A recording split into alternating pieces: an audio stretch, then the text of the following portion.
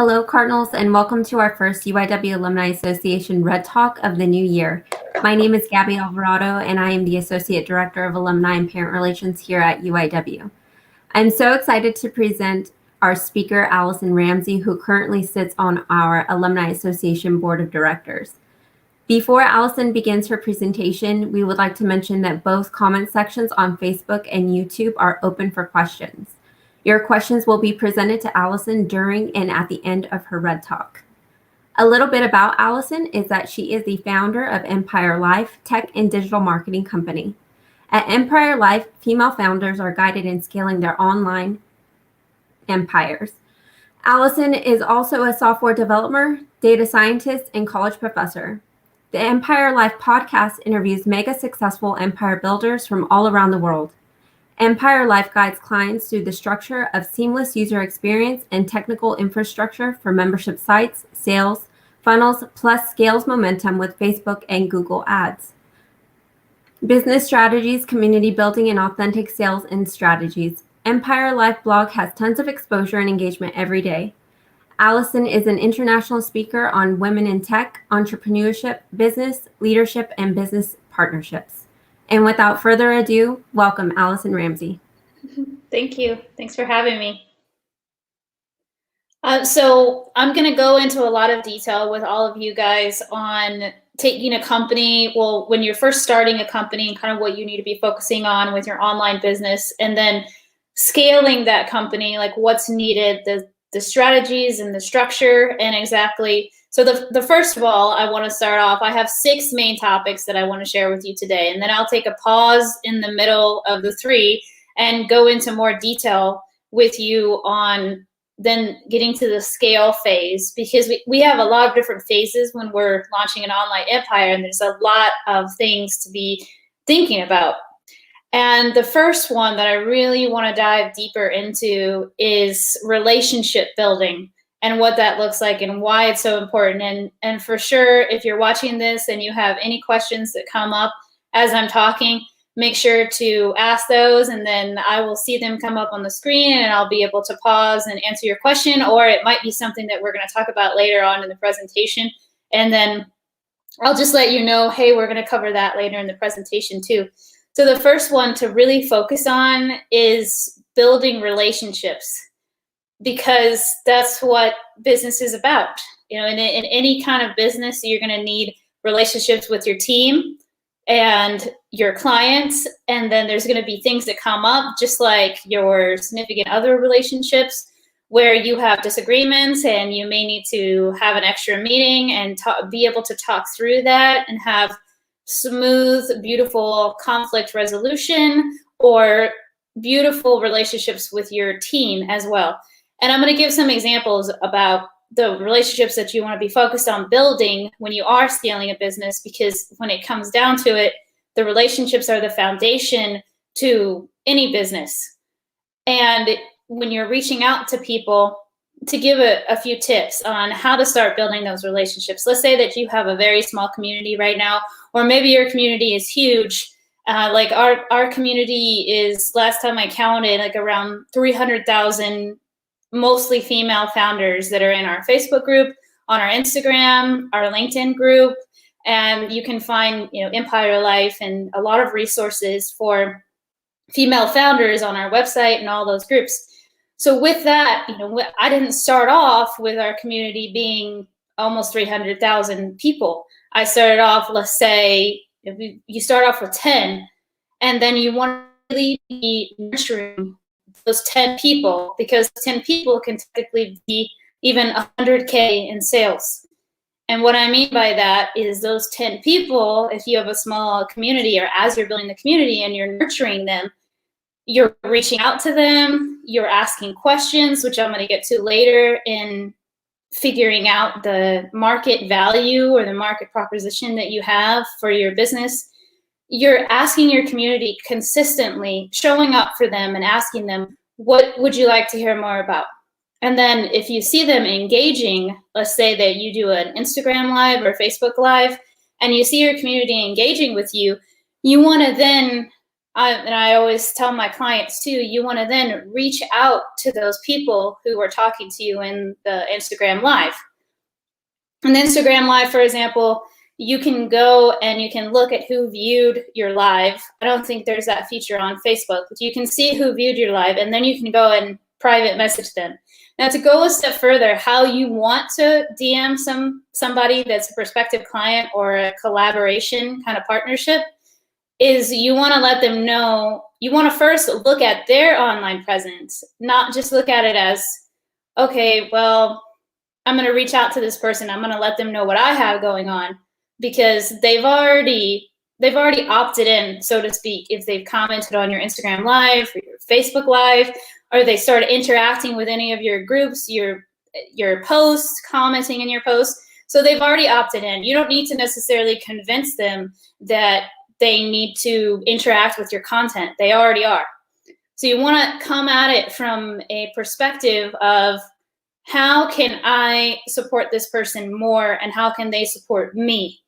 And looking at their, like I was saying, like looking at their online profile and maybe commenting on a few of their posts, then reaching out to them on the DM saying, thank you so much for being with me in my live, or thank you for commenting on my, thank you for your engagement with my content. I appreciate this so much. I would love to know how we can continue this partnership, because they need to understand that it's more of like a collaboration at first. Then once you get on a call with them, or maybe they buy an online course of yours, or they buy a product, then you can kind of start to have it be a more high ticket sale, or a bigger exchange.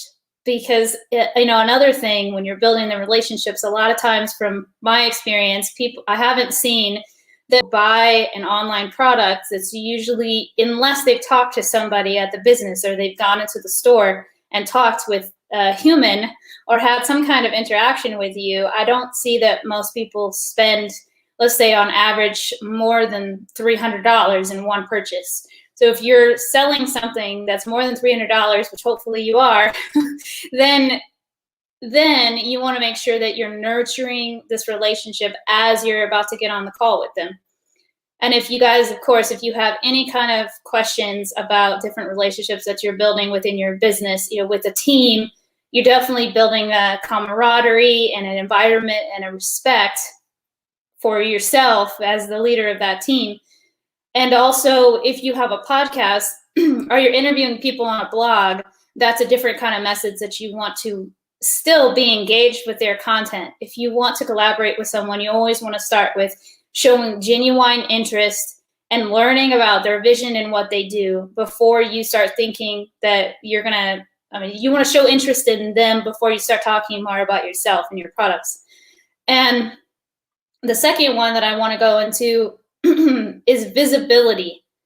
So talking about yourself, as I'm talking about Empire Life right now, and I'm always talking about Empire Life since now we've been in business about 6 years, you know, the self-promotion, and I'm putting it in quotes, can sound like a dirty word.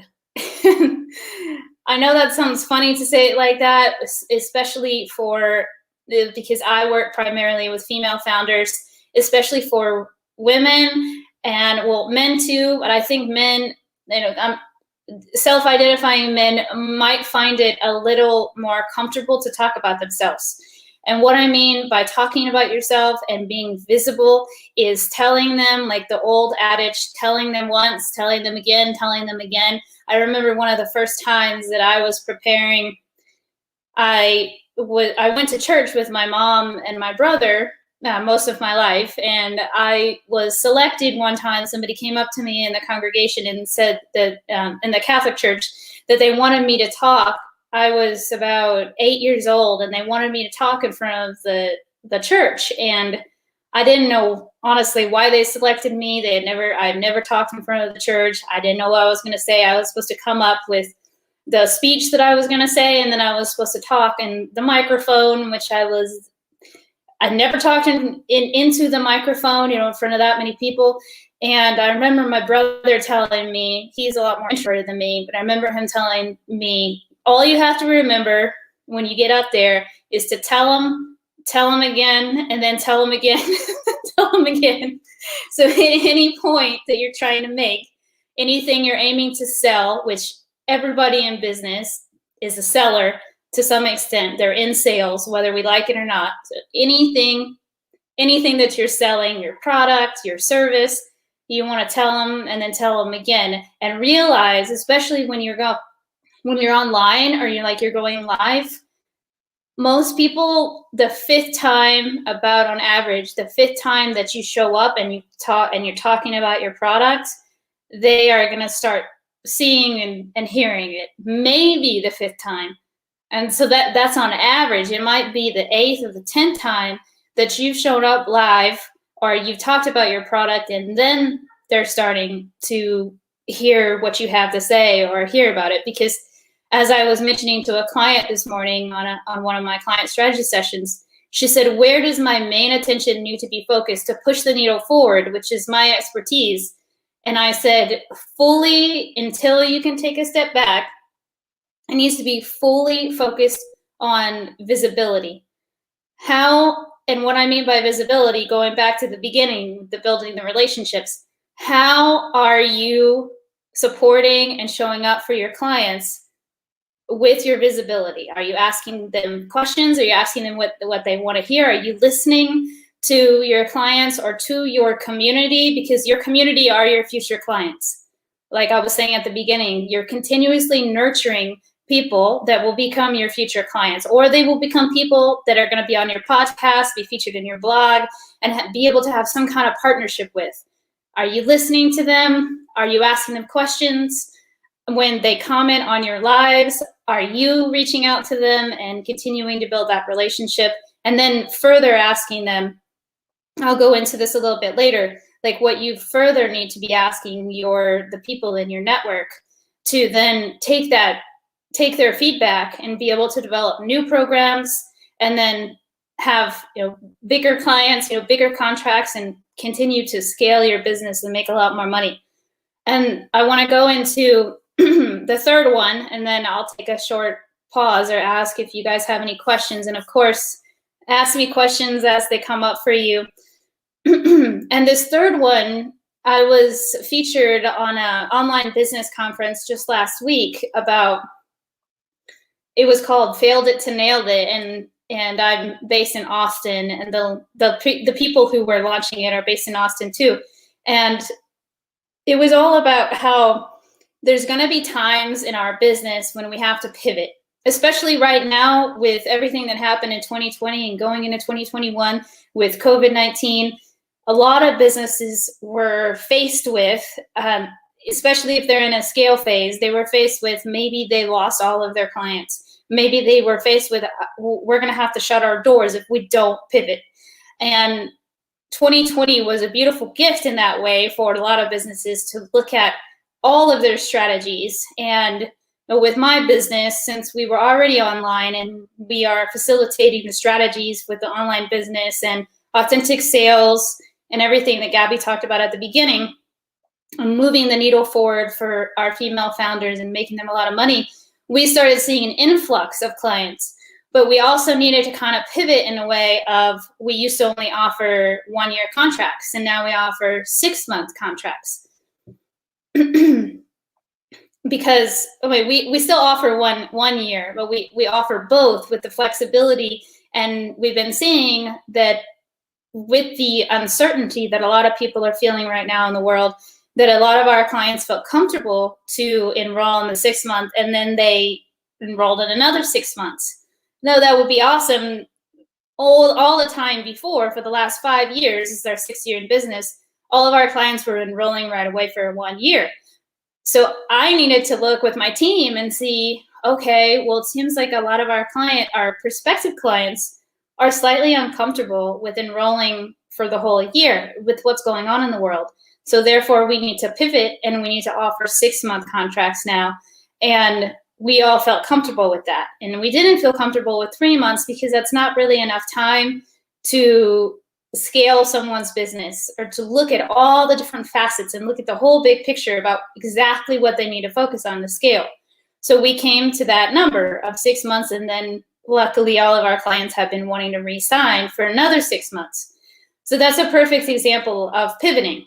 Or another example that I saw with a local coffee shop is that there was a bakery next door that's in Austin, and they started offering some kind of special. Like if you got a bagel or macaroon at the bakery, you would get a free coffee. Or the coffee shop offered, if you buy a coffee there, and they're neighbors right next to each other, but they were both struggling with most of last year and facing the inevitable that we might have to close our doors.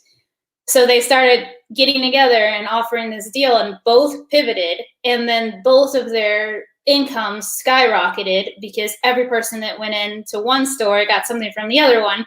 They got to know both of them. They became regular customers of both of those stores. So that's a perfect example of the relationship, and then, you know, building in how you're going to pivot. In those pivots might even look like mistakes, and I really don't like that word, to use the word mistakes. I look at them more like learning experiences and pivots.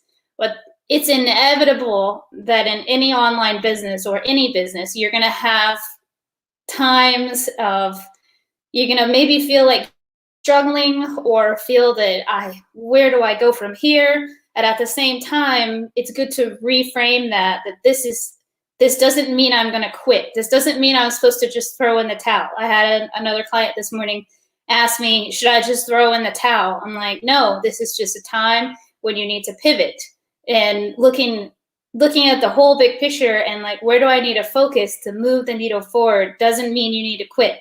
Or if you think I made a mistake, I just can't do this, I just can't run my own business, that's most likely a time when you're not at the end of the road yet. If you feel like you're struggling, you haven't seen the light at the end of the tunnel yet, and you need to keep going, or have that, like the book, grit. Have the grit. Come back to the grit that you had when you were in college to succeed and get a degree.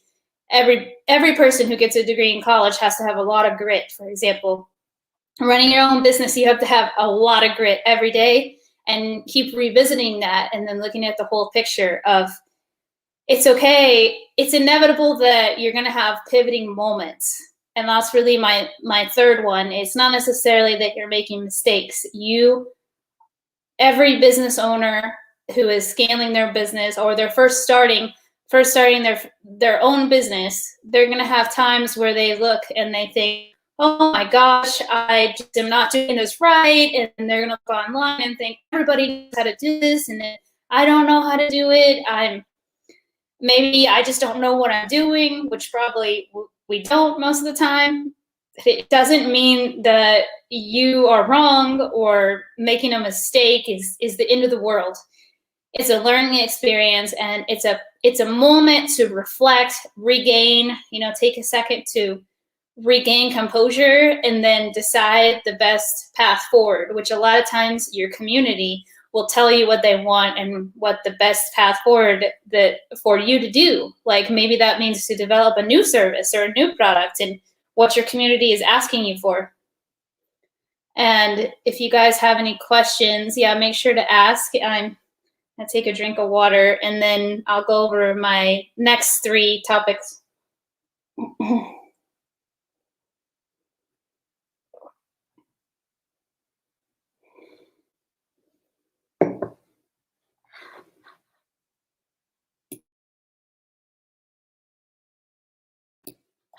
Okay, I want to dive in. If there's no questions, I'm going to dive into the next one, which is amazing because the UIW just made a mentor program, and maybe Jorge can put that in the link. But I wanted to talk about how important mentors are to your rising in success in your online business and scaling your online empire.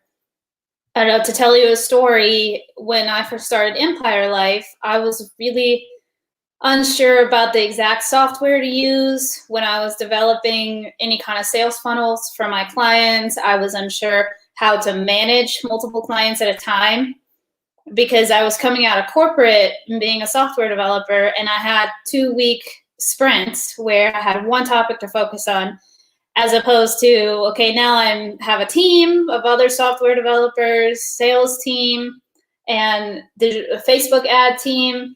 How do I manage my team, a full load of clients, and make sure that they're all happy and they all feel supported?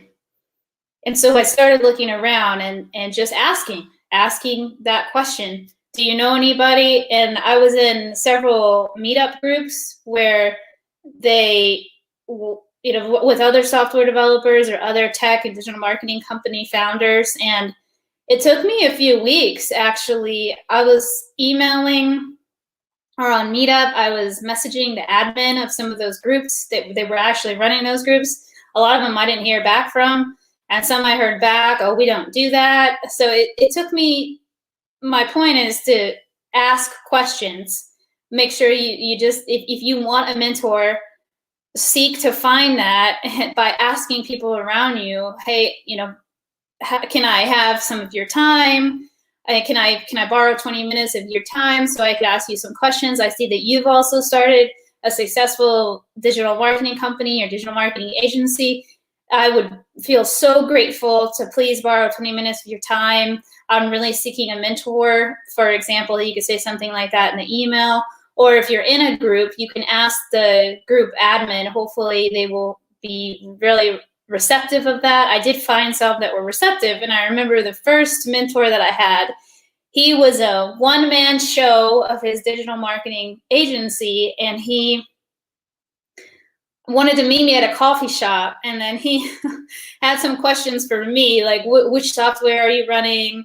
And how many clients do you have right now? And I was showing him, I still remember at the coffee shop before COVID, that was in 2016, I think, at the end of 2016. And we were sitting there and he's like, you know what? You already got this. Like you seem like you know what you're doing. I'm like, I really don't. I really don't think I do, but thank you. And then he told me, here's my Slack channel. I think still a lot of people use Slack. He said, this is my Slack, and anytime that you have a question, you can always just Slack me. And that was invaluable. I can't describe to you. I felt so blessed and grateful for his mentorship, at least for, I think it was the first 2 years of my business. And then I kind of outgrew, I wanted to bring that to awareness too, is that you might outgrow a mentor, and that is perfectly okay. And then you want to find another mentor that's kind of in the same trajectory. Not that I outgrew him with my business, so to speak. I kind of outgrew like our trajectory, because he was a one-man show and I didn't want to be a one-woman show. I wanted to have a large team. I wanted to build multiple projects out at a time, where I had I have project managers, and I have a sales team of people that are taking calls. So I was looking at growing it at a bigger scale, and he was fully content with having one person, and he would only take on a few clients at a time that he could handle because he's one person. And I was going on a different trajectory. So then I set out to ask more questions and find a new mentor who was in kind of a similar boat with building a team, being able to outsource or leverage letting go of some of that control and giving some of the projects to your team. He was an expert in that. And I really did want a female mentor. I'll be honest, but I was having a very difficult time finding a woman in my field that is in software, or coming from tech and digital marketing. It's mostly male dominated. So I then, of course, started to feel like I was that person who could mentor and be supportive of these female founders, because that's what I wanted when I was first starting. And I had a very challenging time to find a strong female lead to kind of show me the ropes and say, this is what I've done with my team, and I've delegated professionally in this way, and I've been able to outsource XYZ, and this is the way to move the needle forward. And that's really what came from my true vision of starting Empire Life, was to be that source of knowledge for these female founders. And I want to go into the next one. I hope I iterated how important having mentors is in every step of the way, and that you will outgrow them, you will outgrow the mentor at some point, and then you can get a new one and a new one, and you're going to continue as you scale to find the best mentor for you. And like Jorge is posting right now, there's the Alumni Mentor Program now, and I really highly encourage you to check that out. And the next one I want to dive deep into is, this is also, Laura says, I don't know, you could see who watched your Instagram lives. Oh yeah, thank you, Laura, for being here. Laura and I are connected on Instagram. That's awesome. Yes, Laura, to answer that question, there's like a little eye icon, and you can then, it's only when the Instagram live is, you can go into it from your Insta TV, and then there's a little eye icon and you can click there. Because I love that now. Maybe I don't know if you guys know, like when you do an Instagram live now, you have the option to put it in your IGTV or put it directly on your feed, and that's really cool too. So then it just stays there. It's like a free hosting for everybody for your videos. And so I want to go into the next one is about, I can't stress this enough. I know all of these are equally important, but this is one that so many business owners just kind of gloss over. I don't want to think about that. And they say, I don't really know. And you can see it in people's messaging or branding, like call it in digital marketing. You can see it in the wording, branding, how somebody shows up online is they don't know who they're talking to. We are not talking to everybody. When we're in business, not everybody is our ideal client. Some people are ideal client and some people are not. We are not for everybody. And I know that's been I've seen a challenge with some of my clients is that they want to say, I want to support everyone. I want to be there for everyone. And you can be there for everyone in your community, but I guarantee that you're going to start seeing in your community that a certain type of client avatar keeps showing up. We attract our ideal clients. And that also goes to say that nobody is your competition. I didn't even talk about that, but that's another side point. Nobody is your competition. Everyone you can collaborate with to a certain extent if you decide that you want to, but no one is your competition because no one is you. And even if there's someone that's next to me, I've had this experience before many times since being in business for now 6 years. And this is my third tech company. There can be someone right next to me and they do exactly the same thing or similar services, right? They are still going to attract uniquely different people than I do because we're not the same person. And this goes back to really, it might be when you're in your quiet time, like reiterating to yourself, who is it that I attract and who is it that I feel like is a good fit that I want to work with and I want to support? Who is it that I support? And coming up with your client avatar. Who is my ideal client? And then diving even deeper through this work of what is my ideal client doing every day?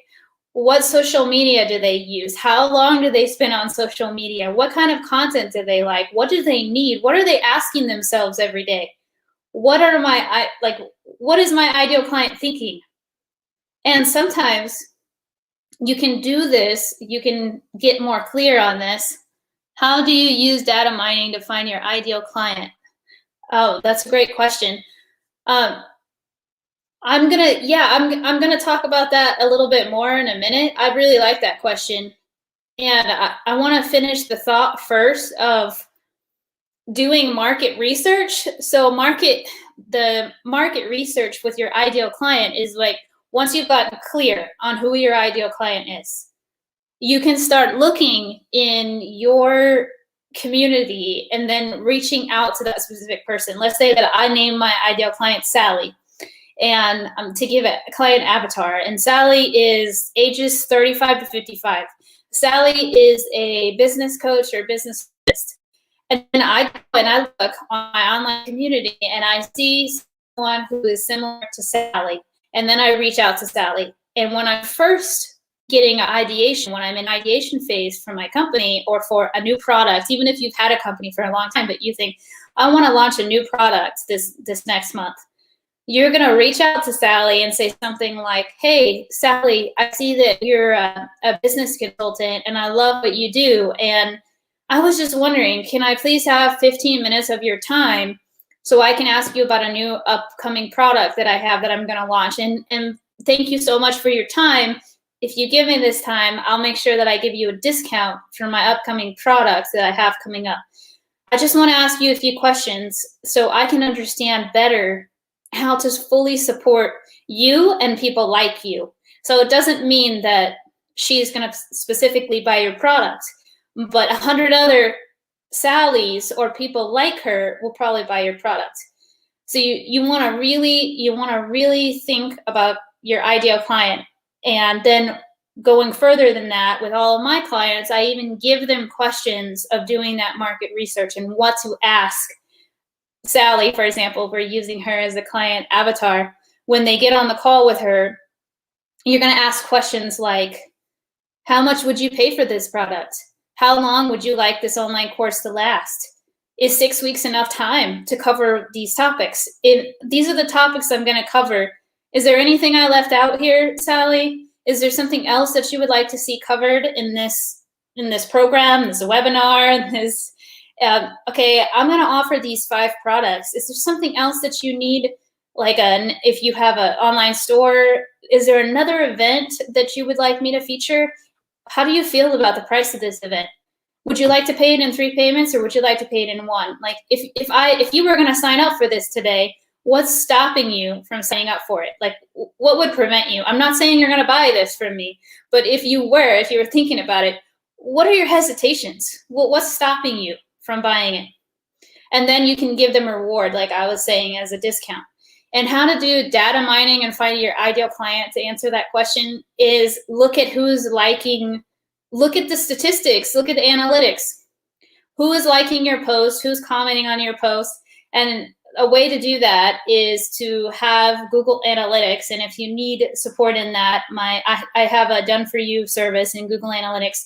Make sure your Google Analytics is updated and then start looking at who is interacting. If you have a blog, for example, who is interacting with your content? And I know our podcast is on Spotify and iTunes, and there's also some kind of analytics behind that.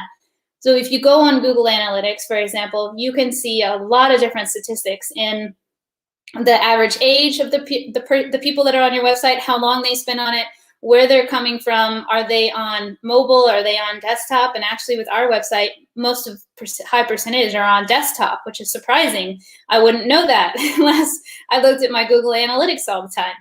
And you can see also the most popular page there, the most visited page on your website. So you want to make sure, okay, the most visited page, I can add more content there, or I can add freebies or other kind of things that are going on in events, because that's the most visited page of my website. So like I was saying, looking at Google Analytics, and then if you're running Facebook ads, Facebook Analytics has amazing things and statistics going on behind that. I'm also a Facebook digital marketing professor and data analytics professor at a local university in Austin. So I talk a lot about analytics and I'm obsessed with them. So if you are running Facebook ads, there's a lot of analytics behind there. If you have a Facebook group, there's also a lot of analytics behind the Facebook group, like how many members are enrolling every month. What are your top members who interacted? A lot of times every month, I like to give a shout out to my top members in my Facebook group, because you can see that statistic of the top people that are interacting with your content. And you, like I was saying at the beginning, you want to make sure that you're continuously nurturing your community who's already interacting with you and they've already opted in to your vision and what you're believing in. So to reiterate, Facebook Analytics, Google Analytics, and Facebook Ad Analytics, and I think also Instagram has its own form of analytics too, that you can see who's interacting with your content as well.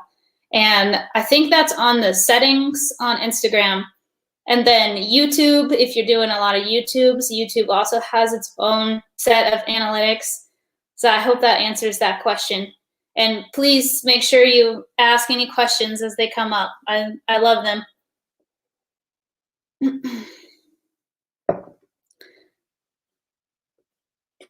I would say almost every business needs to start with who are we talking to reiterate, going more in detail in that point. Who am I talking to? Because it's very evident, and I reiterate this all the time. I go over this with my clients. Who are you talking to? Because if we go online and we post and we share, we want to make sure that as we're sharing, it feels authentic to our community, to who we're talking to. Otherwise, we're wasting our time. Where almost it's like one of my previous clients discussed it before she started having us support her. She commented that it was like throwing mud up against the wall. She just felt like she was just throwing mud up against the wall, and she was saying, does it stick? No, that didn't stick. Okay, I'm gonna keep throwing mud at the wall. No, that didn't stick. It's a perfect analogy to, there needs to be some kind of strategy and structure with planning out your social media, or understanding, first of all, who you're talking to. And then everyone else, they can stay there. Like if all of your family, like mine is on my Facebook, they can all stay there, of course. But you'll realize that they will interact if they want to, or they will not interact if they don't want to. They will resonate if they do resonate with your ideal client, then they will. Otherwise, they probably won't comment or interact. When you are talking to a specific ideal client, you're going to see your engagement skyrocket. You're going to start seeing you're going to be onboarding a lot of new clients, having a lot more people join your Facebook group or LinkedIn community, or be interacting with your content because you're talking to them and you're answering questions that they're thinking all the time because you've thought through, what is my ideal client thinking on a daily basis? What did they feel are their struggles? And going back to, what are their pain points, and what pain points are you solving for your clients? And then you talk about those over and over again and keep showing up with the visibility of, I'm here to solve this pain point in the marketplace. You're seeing it in so many ways. Again, I'm here, I solve this pain point. Like when you're developing your elevator speech, for example, you're going to talk about, I'm Allison and I launch online empires. Like that, I solve that pain point. There's a gap in the market, for example, with female founders understanding how to scale their online businesses and what's going to move the needle forward, and the specific strategies that are going to make them a lot of money and continue to bring them in a lot of clients, that they get to live in their vision and continue to share their vision with the world. You have to get really clear on who you're specifically talking to. And then every post is talking to that person. And then you're going to start seeing, like I said, get engagement through the roof, and probably having your calls booked out or selling out of your programs. Because another thing, people understand, they need to have it almost like ingrained in their brain. This is who you are. This is the kind of company you are. This is your vision. So every time they hear about Facebook ads, for example, they think about Allison. Okay, she supports female founders with their Facebook ads and their strategy. Okay, she can help the whole business to scale. You want them to understand exactly what you do. And like I said at the beginning, to tell them again and then again and then again, because they're probably going to forget, and you want it to be almost ingrained in their brain that they understand who you are, what your vision is. So then when they hear somebody talking about that in their community, they're going to say, I know a person. I know that person. And they already have started to build a relationship with you. Like I said at the beginning about relationships. And then you're going to start seeing a lot more referrals, because I know that person. I know a person who does that. And why is that? That's because you've continuously talked about what you do, and you're clear who you're talking to and who your ideal client is. And then the last one I wanted to talk about is really, really thinking about the whole user experience. So if you have a website or you are an online business, you want to be that ideal client or embody what is that ideal client feeling when they come to my website, and what is going to be their client journey, what is their user experience. And take a step back, and or maybe you can ask a relative or a loved one to go through that experience with you, or when you're on that market research call with your ideal client, with Sally or with Tom or Jorge, you're going to say, okay, what would make this experience easier for you? Should I have 2 clicks, 3 clicks, and then you buy the product? How can I make this smoother? Always be asking yourself. And I know from a non-technical perspective, it might be challenging, because there needs to be a lot of things going on probably in the background technically to make it. Imagine like when you're signing up for a new application, they've thought it through. In some applications, they've really thought it through. Like, what is going to be this flowing, beautiful user experience that they click, click, click, they sign the terms of engagement or terms of use, and then they get to download the application and they're already using it. And then they start getting addicted to the user experience of this application. Like most of us are really into Instagram or YouTube or Facebook. That's because of the seamless user experience.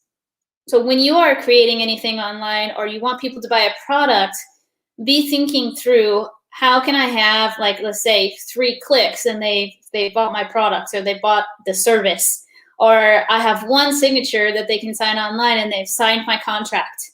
And that's the only thing that they need to do. They just sign 1 spot online and they're in a contract. You want to make it flowing and easy as possible. And then the last one is to think about, if you want to do Google or Facebook ads, and how much you want to spend on ad spend if you do decide that you want to do that. And I suggest, at least right now with the algorithms and everything, it takes sometimes even 6 weeks for the algorithms to kind of even out and start seeing your content on Facebook. And Google ads is a little different with them seeing your content. It's a little less of an investment with Google ads for your ads to be seen. And then SEO and the security of your website play into your Google ads too, which I can go more into detail if people have questions. But with Facebook ads, it's almost like a pay to play. And some people have mixed feelings about this pay to play. That's kind of the reality right now. And I suggest about $10 to $15 as a minimum ad spend for Facebook ads when you're first getting started. And then there's a lot more details in that. I had a client last week ask me, what about if a Facebook ad is doing really well? Should I just invest a lot more money in there and just like put all my money in ad spend in that one ad? And I was saying no, because then it kind of throws off Facebook, and it can even flag your ad or flag the system that you're putting too much money there too fast. So if you are seeing an ad right now, if you're more advanced in your Facebook ad and you're running some yourself and you're seeing one that's doing really well, you want to wait like every 3 days and just increase it by 20%. And those are some of the topics that I talk about with my clients, with giving them feedback on them running their ads and making sure that they are really pushing the needle forward and getting the maximum conversion with their ad spend and with their ads, and not getting flagged or things going wrong, or not having the maximum success with their ads. So that was something that came up just last week. And so again, to reiterate, I think that $10 to $15 on your Facebook ads every day is a good starting point. And then if you do see an ad doing well, you can increase that by about 20% every 3 days. You don't want to give a surplus to one ad that's doing well. And you probably also want to duplicate that ad if you are recreating a new one and you're looking at scaling one, because sometimes information is lost in the process of creating a new ad. And of course, any questions that may come up if you're watching this on the replay, definitely let me know if you're running successful Facebook ads. And I think that's everything for right now. If you guys don't have any more questions, everything on my list to cover. What is the process of SEO once you determine your keywords? That's a great question, Donna Bella. And so the process of SEO is making sure that there are, alt tags on your photos, making sure that every page has a very clear description. So you're right, you're gonna select one keyword in the back end, and then you're gonna make sure, let's say that you did for example, you do a new blog post. I was just doing this, one of my clients that we're doing done for you SEO for, she published 2 new blogs just last week, and she said, I haven't been seeing a lot of traction with my 2 new blogs. And I went into her back end and I realized that her 2 new blogs, they didn't have any description. So what I mean by that is in the SEO section, you want to make sure that you have a clear title there, and that you have the title already, you have that in the title section in the SEO software. And then that you have a description, a clear description of what you're talking about with keywords that are in your blog or in the page, right? That you want to be talking about. So I made sure that I went in for this particular client and I wrote a great description there, maybe like 2 sentences on what she was talking about in the blog. So that gives Google then an information besides just the one keyword. It gives Google information to pull your description. So then when somebody types in, let's say, for example, like, digital marketing, and then maybe my blog comes up because it's their digital marketing's in the title, then it's in the description, then it's in the body of the blog itself. And I hope that answers your question. You want to make sure that all those fields are filled out. And with the alt tag for the picture, that you also can usually do like a description in the picture too with the SEO. And then on top of the SEO, to make sure that you're really showing up in the Google search, you need to have Google Analytics on your website. And if anybody needs support in that, make sure to reach out to me. I can definitely guide you on the Google Analytics, or have someone or myself on the team get that set up for you, so you can start data mining who your ideal client is, like we were talking about before. And then also that helps your SEO.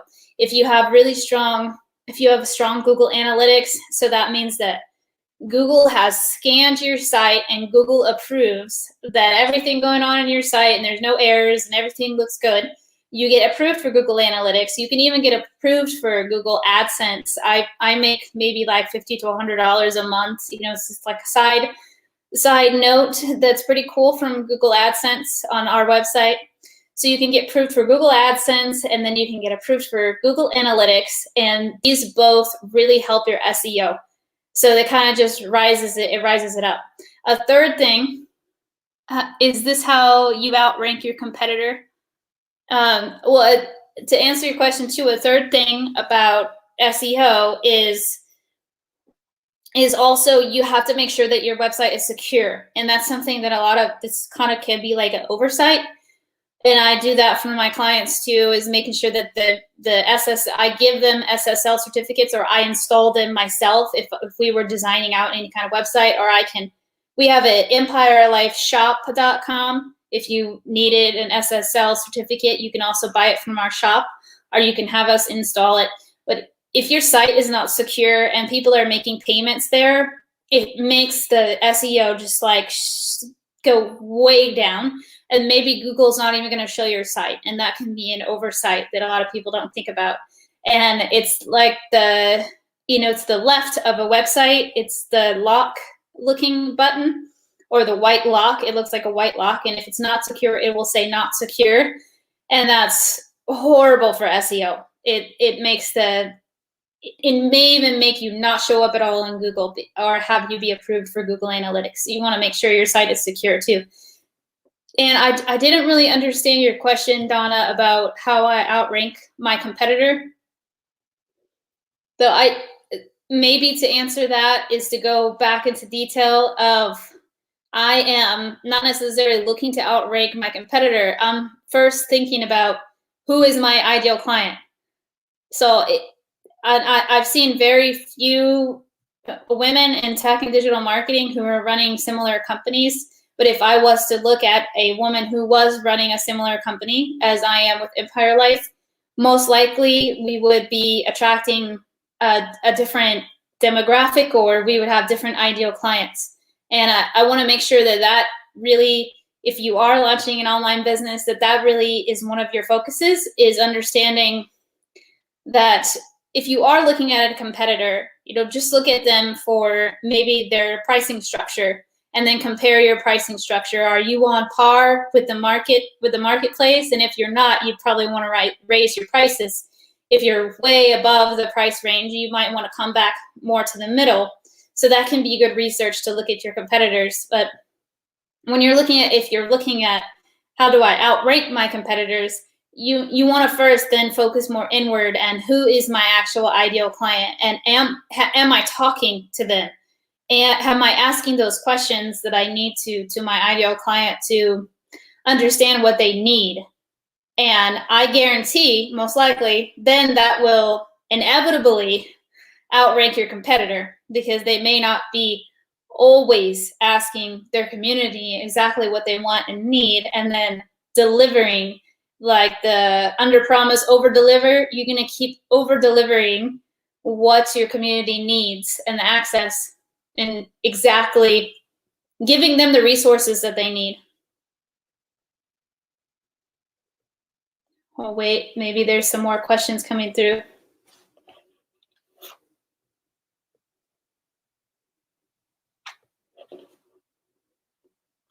So I think I've covered everything. To go back over them, I went over relationships and how to build them at the beginning. Make sure to be talking about yourself and self-promotion and visibility. Understanding that there's going to be times when you need to pivot in your business, and bringing an awareness that doesn't necessarily mean that you're making a mistake.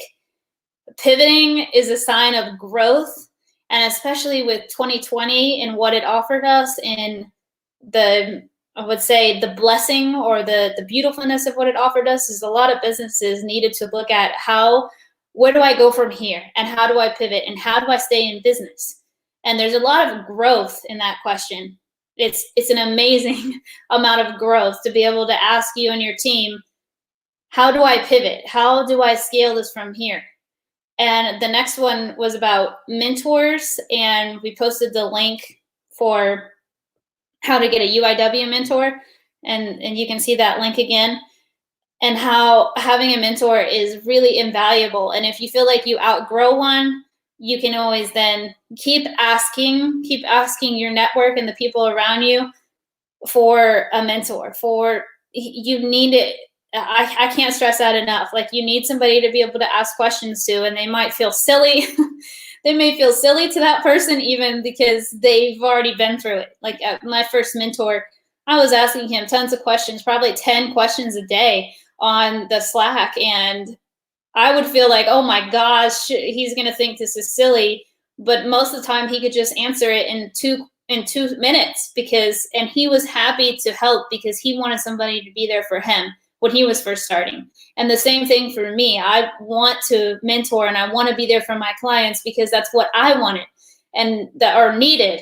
Right? A lot of times when you are at a point to be a mentor, all you need to be is like 1 or 2 steps ahead to be able to mentor that person and be able to look back, and then gives that feedback and that wisdom, because you've been where they are, and it's going to feel fast and easy because you've already been through it. And that's how he felt. And I'm, in retrospect, I see that now, that it was easy for him to answer those questions, because he was like, oh yeah, I did like this, and because he's already been through it. And that's what you need. You need somebody to give you quick, fast, like executable, the things that you can quickly execute. And And then the next one is figuring out exactly who your ideal client avatar is. Maybe give them a name. What do they look like? What's their age? Where do they live? What do they do? Where do they spend their time? How long do they spend their time on social media? What topics do they like? What kind of programs do they want to buy? Products that they use on a daily basis. And then the next one was thinking about a really smooth, interactive, peaceful user experience. Like take a step back. I know your business is your baby probably, so like take a step back or ask somebody to go through the whole client or user experience that you are giving your ideal client, and then ask for their feedback. What else would you like to see differently here? Am I missing anything? What do the colors look like? Is this easy to navigate? Like, start coming up with a list of questions if you do have somebody go through it, to ask them to then improve the user experience, because that's going to get really good reviews, have a lot of referrals, have people that are understanding exactly what you do, and continue to sell a lot more of your products because it's easy to buy them. And then the next one is going to be the ad spend.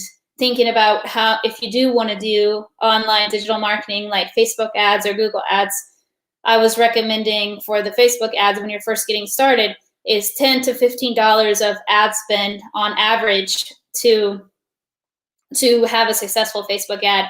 And to also keep in mind that right now with the algorithms, it can take like 4 to 6 weeks to start seeing Facebook recognize and understand your ad and start showing it to your ideal client. And for Google ads, it's a little bit less investment. It can be like $5 to $10 a day, or even less than that. I think you can set it even at $2 a day. So Google's a little less pay to play, but you can't say as much on your Google ad as you can on your Facebook ad. I think Facebook, you can communicate a lot more about what your vision or your purpose is in that ad, and then that's going to have a higher conversion rate usually. But they're both good, and they're both great even to do together at the same time. And if you have, of course, any questions about anything that I talked about, make sure to ask, and I'll be checking this live again for all of you guys. Well, we do want to thank you, Allison, for your amazing Red Talk. We really appreciate you taking the time and giving back to your UIW community. I did want to mention that we did put Allison's LinkedIn profile down below, and it's also in the comment section on Facebook. So if you did want to reach out to Allison, you can do that directly on her LinkedIn. We certainly gained a lot of insight tonight for small businesses and tips on branding yourself and your business online. If there are no further questions for Allison, we thank you all so much for spending your evening with us, and please be on the lookout for our next Red Talk in February. Good night, Cardinals.